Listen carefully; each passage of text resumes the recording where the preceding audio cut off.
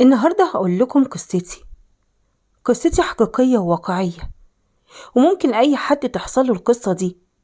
عايزة أقول لكم إن أكتر حاجة بتوجع إن الوجع ده يجي من أقرب الناس، وخصوصا من حد مش متوقع. أنا هند. مشكلتي بتبتدي من أول ما كنت في المدرسة. كانت ماما دايما بتفرق بيني وبين أختي. عايزة أقول لكم إنها عمرها ما أخدت رأيي في أي حاجة، ولا عمرها وثقت فيا ولا في قراراتي. على العكس تماما، بابا كان حنين قوي عليا، وكنت دايما بروح احكي له على كل مشاكلي وعلى الحاجات اللي كانت بتضايقني، وكان بيثق فيا جدا وفي قراراتي. كان ليا اخت اكبر مني. اختي دي كانت معوضاني عن الاهتمام اللي انا بفتقده من ماما، وكانت بصراحة دايما بتنصحني وتعرفني ايه الصح وايه الغلط. ولما جيت اتجوز اتقدم لي عريس مناسب من وجهة نظري، وطبعا ماما رفضته علشان هو مش مناسب ليا، وده من وجهة نظرها. بس أنا كنت حاسة إن تفكيره زي تفكيري، زي بعض تماما، وكمان عنده وظيفة حكومية، يعني كويس. بس المهم بابا كان موافق، وإخواتي الأولاد وإعمامي كلهم، ما عدا ماما وأختي، هما بس دول اللي مكانوش موافقين. وماما قالت لي لو اتجوزت الراجل ده مش هدخلك بيت تاني أبدا، ولا أنا ماما ولا أعرفك، وكمان مش هحضرلك فرح. بس عشان النصيب حصل واتجوزته، وبجد عمري ما ندمت على القرار ده. طلع راجل كويس قوي، وطلع إن هو بيخاف عليا وبيحبني وبيحترمني كمان. وطبعا ماما لما شافته هو بيعاملني كده وبيعاملني كويس وبيحبني وبيراعي ربنا فيا، ماما حست إنها كانت غلطانة وغيرت طريقتها معاه تماما. بقت الحمد لله للأحسن. بس بعد فترة من الجواز حصل لي تعب شديد، وفضلت تعبانة لمدة طويلة. وبدأت أختي تيجي عندي البيت عشان تساعدني في شغل البيت، أو تجيب لي حاجات وتعمل لي حاجات. المهم بدأت أختي تيجي كل يوم شوية بشوية لحد ما حصلت المصيبة. طبعا بدأ جوزي يتغير معايا، وعلاقته معايا بقت الأسوأ، وأنا طبعا حسيت بكده. وفضلنا كده حوالي سنة وأنا ملاحظة التغيرات دي كلها. بما اني طبعا انا مش قادرة اقوم اعمل اي حاجة خالص، ومش قادرة ادي الاهتمام اللي كنت بديه لجوزي، طبعا اختي كانت بتقوم بكل الحاجات دي. هي اللي بقت تدي الاهتمام، وهي اللي بقت تضحك، وهي اللي بقت تجيب طلباته، وهي اللي بقت تعمل كل حاجة. وطبعا انا حاسة بكل الحاجات دي. فلما بدأت اواجه جوزي وقلت له على الحاجات اللي انا حاسة بيها واللي انا شايفاها، طبعا جوزي انكر وقال لي إني مفيش أي حاجة من الحاجات دي.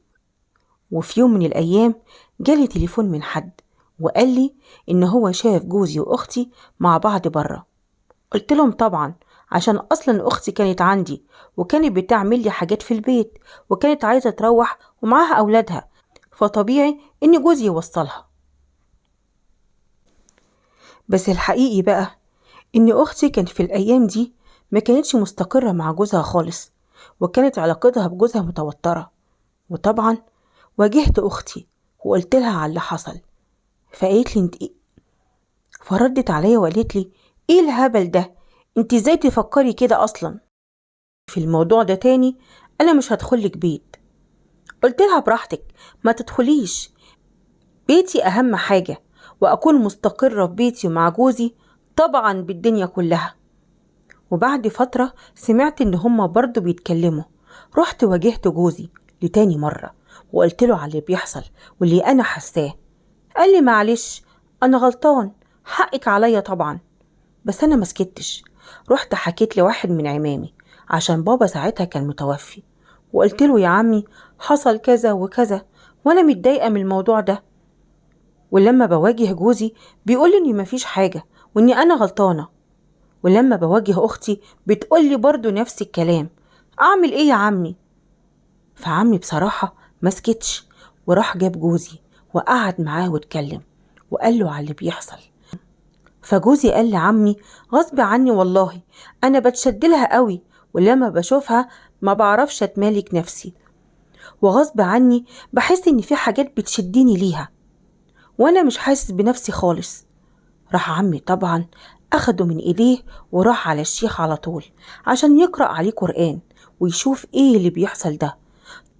طبعا الشيخ فضل يقرأ عليه قرآن كتير لحد ما لقى إن هو معمل له سحر إنه يحب واحدة قريبة من مراته وكمان من الدرجة الأولى. فضل مستمر مع الشيخ ده وكل مرة يقرأ قرآن كتير لحد ما الحمد لله حسيت إن حالة جوزي بقت أحسن بكتير من الأول، والحمد لله بقى كويس معايا قوي، لدرجة إن لما حد بيجيب سيرتها قدامه بقى يزعق قوي ويتخانق، محدش يجيب سيرتها قدامي، حسبي الله ونعم الوكيل. وطبعا بعد فترة رحت حكيت لماما وقالت لي دي تبقى غلطانة لو عملت كده، أنا ربيتكم كلكم زي بعض. وطبعا راحت ماما سألت أختي وقالت لها لا، دي هي اللي تفكيرها غلط ومفيش حاجة من الكلام ده. وبعد فترة يا جماعة لقيت ماما بتتصل بيا، وبعد ما كانت واقفة في صفي ومعايا لقيتها بتقولي انت عمرك ما هتكسري أختك قدامي، وبطلي الكلام اللي انت بتقولي عليها ده، وبطلي فضايح،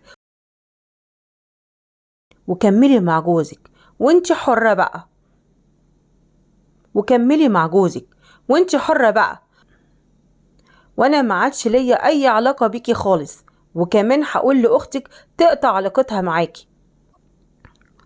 مع ان كل رمضان اختي بتبعت لي مسج وبتقول لي فيها انا غلطانة وانا اسفة سامحيني، وانها عايزة تكلمني، بس انا طبعا عمري ما هسامحها ولا عمري هكلمها، عشان في يوم من الايام هي كانت عايزة تخرب حياتي وتخرب بيتي. طبعا اختي في البداية لما واجهتها انكرت وقالت لا طبعا مفيش حاجة من الكلام ده، بس انا لما قلت لها اني هبعتلك الصور اللي انتم كنتوا قاعدين فيها مع بعض، طب راحت معترفة على طول ومعيطة وقالت لي سامحيني انا اسفة.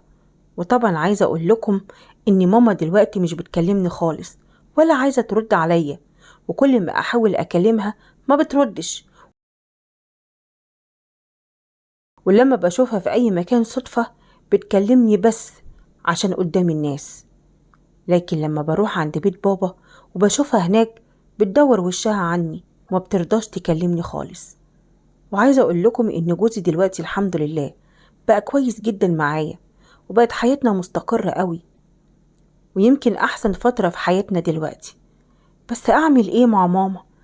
انا مش عايزة اخسرها، وفي نفس الوقت عشان صلة الرحم، وطبعا اكيد مش هخسر حياتي وجوزي، فانا محتارة اعمل ايه وهي مش راضية تكلمني.